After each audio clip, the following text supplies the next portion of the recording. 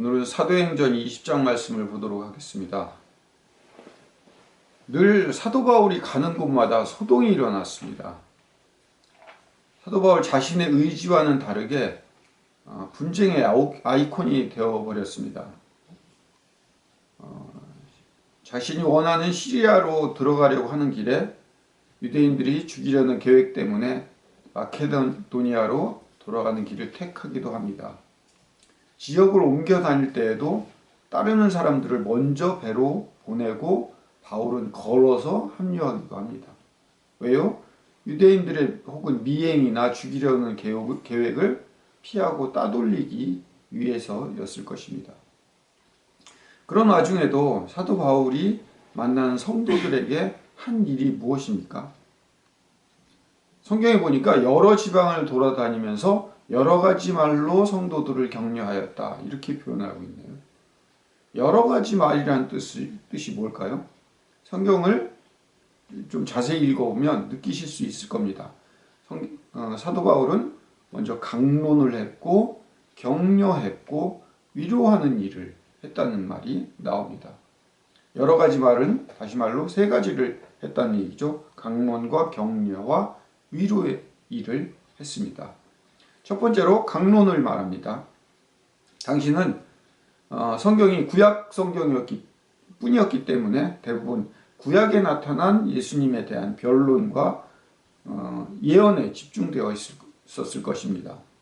자신이 복음을 전하려 다니는 이유에 대한 변증도 강론 안에 포함되어 있었을 것입니다. 두 번째로 격려했다는 말은 예수를 믿기 시작한 사람들에게 그리고 또 믿음을 가진 사람들에게 어떤 격려가 필요했을까요? 전통이 있는 신앙이 아닙니다. 이 기독교가 지금 갓 탄생한 거 아닙니까? 그러니까 새로운 신앙의 전개였기 때문에 경전이나 마땅한 교리가 없었습니다. 그래서 더더욱 믿는 사람들이 어떤 마음을 가지고 있었을까요? 불안한 마음과 두려움이 사실은 가장 컸을 겁니다. 또한 되어지는 일들도 많은 사람들이 동요를 합니다. 바울이 움직일 때마다 소동이 일어났기 때문에 더더욱 긴장을 했을 겁니다. 정작 복음을 전하는 바울인데 그 바울 때문에 소동이 일어나니까 저 사람의 말이 진짜 맞는 거야? 라는 그런 생각이 들었을 겁니다. 그래서 지금 격려가 더 필요한 겁니다. 지금 우리가 맞게 가고 있는지 잘하고 있는지가 가장 궁금했을 것입니다. 그런 그들에게는 격려가 가장 중요한 도움이 됩니다. 세 번째로 위로를 했습니다. 어떤 부분에서 위로를 했을까요? 강론 도중에 유두고라는 청년의 해프닝이 벌어집니다. 어렸을 때 주일학교에서 유두고 때문에 많은 주일학교 선생님들이 아이들을 가르칠 때 이 유두고의 사건이 조는 아이들에게 경고하기 좋은 아주 예화가 되었죠. 부흥회 때나 주일 예배 때도 마찬가지였습니다. 설교 중에 조는 사람들에게 부흥사들이나 목사님들이 잘 사용하는 인물입니다. 그래서 우린 대부분 유두고를 싫어합니다.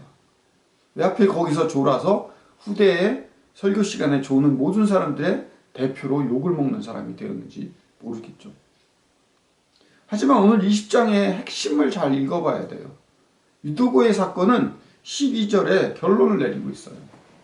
이 유두고의 사건을 통해서 한없는 위로를 받기 위함이다라고 결론을 짓고 있어요. 이 유두고의 사건의 결론이 뭐라고요? 위로예요.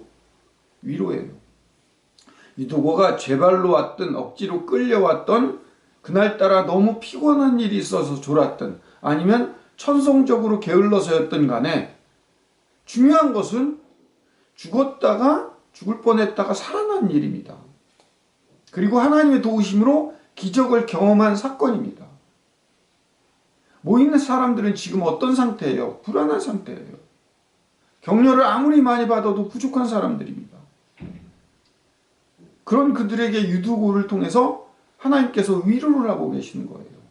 내가 연약해서 졸았든 게을러서 졸았든 집중하지 못했든 그 유두고 자체의 문제를 얘기하고 있는 것이 아니라 하나님의 살아계심을 보여주어서 바울이 말한 이해 안 되는 부분과 바울이 강론했던 해결하기 쉽지 않은 그런 문제거리들에 대해서, 그리고 격려했던 그 일들에 대해서 유두고가 자기의 의지이든 게을러서 했던과 상관없이 졸아서 떨어져서 죽었다가 살아난 것을 통해서 저 바울이 하고 있는 얘기는 하나님은 우리와 지금 함께 하고 계시다는 그 증거를 보여주는 사건일 뿐입니다. 이 사건으로 더 이상 조는 성도들을 나무라는 데 쓰이지 말아야 됩니다. 조는 성도의 책임은 전적으로 목사에게 있지 성도에게 있지 않습니다. 그렇게 바울은 강론과 격려와 위로를 하는데 집중하고 했다는 사실입니다. 그러던 바울이 길을 재촉하기 시작했습니다. 바울은 에베소에 들르지 않고 서두릅니다. 그리고 에베소에 있는 교회 장로들을 불러서 바울의 슬픔의 메시지를 전하기 시작을 합니다. 그런데 내가 바울이었다면 에베소만큼은 꼭 들렸을 거라고 저는 짐작하고 생각합니다. 에베소가 어떤 곳이에요? 무려 3년 가까이 한 장소에 머물러서 말씀을 전했던 곳이에요. 다른 모든 지역은 몇 달이고 몇 주고 하루고 이틀 정도의 시간밖에는 복음을 전하지 않았는데 에베소 교회에서만큼은 3년을 거기에 투자해서 그러니까 정성과 모든 것들을 기울여서 그들에게 복음을 전하고 말씀을 강론하던 장소예요. 얼마나 많은 동지들과 아는 사람들이 있었겠어요. 제자들도 보고 싶었을 테고 세워놓은 교회가 얼마나 발전했는지 보고 싶었을 거예요. 그리고 사도 바울의 말에 의하면 겸손과 눈물로 섬겨왔다는 것을 강조할 만큼 정이 가득한 곳이에요. 하지만 그곳에 가지 않고 지도자들 몇 명만 불렀습니다. 그리고 예루살렘에 가야 하는 일이 더 중요하다고 생각했기 때문에 짧은 메시지만을 장로들에게 전했다는 이야기입니다. 이토록 예루살렘에 가는 일이 중요했던 이유가 뭘까요? 마냥 가서 해야 할 일이 기쁜 일만은 아니었습니다. 사도 바울 본인은 성령에 매여서 예루살렘에 가고 있다고 말하고 있죠. 그 성령님은 가서 해야 할 일이 결박과 환난이 기다릴 것이라고 말하고 있습니다. 그래도 가야 하는 이유가 뭘까요? 우리가 일반적으로 생각하는 바로는 바울이 성령님께서 갑자기 나타나셔서 예루살렘에 가야만 하고 결박과 환난이 있을 거라고 말씀을 하셨다. 이렇게 우리는 이해를 합니다. 근데 저는 그런 각도에서 보고 싶지 않아요. 바울이 최대 난제가 뭐죠? 바울의 최대 난제는 바로 유대인과의 문제예요. 자신을 그토록 죽이려고까지 하고 쫓아다닌 사람들과 사실은 얼굴 맞대고 단판 짓고 싶었을 겁니다. 어느 곳에 가든지 복음을 전할 때마다 꼭 방해하는 유대인들 때문에 복음을 전파해 놓고도 불안에 떱니다. 그 복음을 받아들인 사람조차도 불안할 수밖에 없어요. 저 사람이 복음을 전파해 놓고 왜 저 사람은 늘 쫓겨 다녀야만 하지? 저 사람이 전한 게 정말 사실일까? 정말 이 길이 맞는지 헷갈려 합니다. 옳은 길이고 하나님의 길이 맞다면 유대인들을 한 방에 없애거나 그들에게 기적을 일으켜서 죽이지 못하도록 그렇게 만들면 될 일인데 이 지독계에 따라오는 사람들 때문에 다 된 밥에 코 파뜨리는 꼴이 됩니다. 늘 분쟁의 아이콘이 되고 있다는 사실에 못 견디게 할 만큼 아마 사도 바울은 힘들었을 겁니다. 복음을 전하는 자신이 오히려 복음에 방해되고 있다는 자책감도 들었을지도 모릅니다. 때문에 바울의 마음에는 예루살렘에 가서 따지고 싶었을 겁니다. 뭔가 예루살렘으로 가면 해결책이 생길 것 같다는 생각이 있었을 거라고 생각합니다. 그래서 발걸음을 재촉해서 예루살렘으로 출발합니다. 가는 도중에 계속 하나님께 기도했겠죠. 하나님, 가면 무슨 일이 생기겠습니까? 이 문제가 좀 해결이 되지 않겠습니까? 그러나 성령님께서 하는 대답은 결박과 환난뿐이라고 말씀을 하십니다. 우리가 성경을 읽고 해석을 할 때 의에 줄이고 목마른 사도 바울, 죽음이라도 뚫고 찾아가는 불도저 같은 사도 바울이라고 그렇게 우리가 해석하고 이해하면 우리는 바울과 비교하면 우리 자신 너무 먼 사람이에요.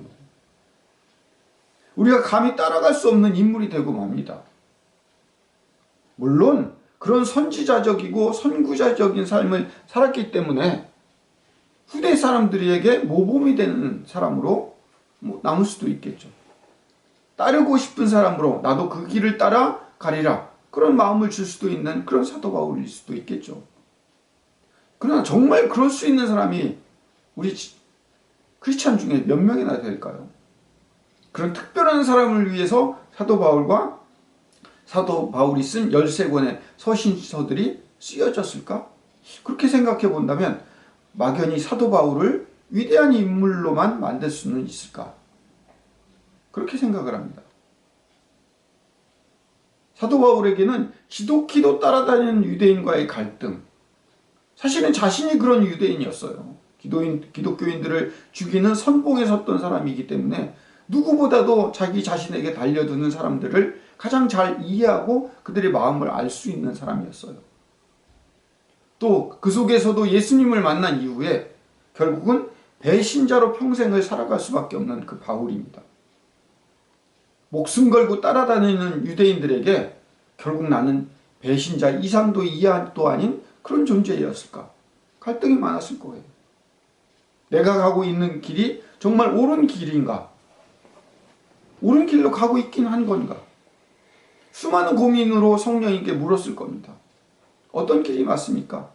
이 길이 옳게 가고 있는 것 맞습니까? 라고. 그래서 죽는 한이 있어도 예루살렘에 가서 한판 하겠다고. 그럴 때 성령님께서는 가봐야 그 길에는 결박과 환난뿐이라는 말씀뿐이었다는 그런 이야기가 오늘의 이야기를 다시 생각해 볼 수 있지 않을까.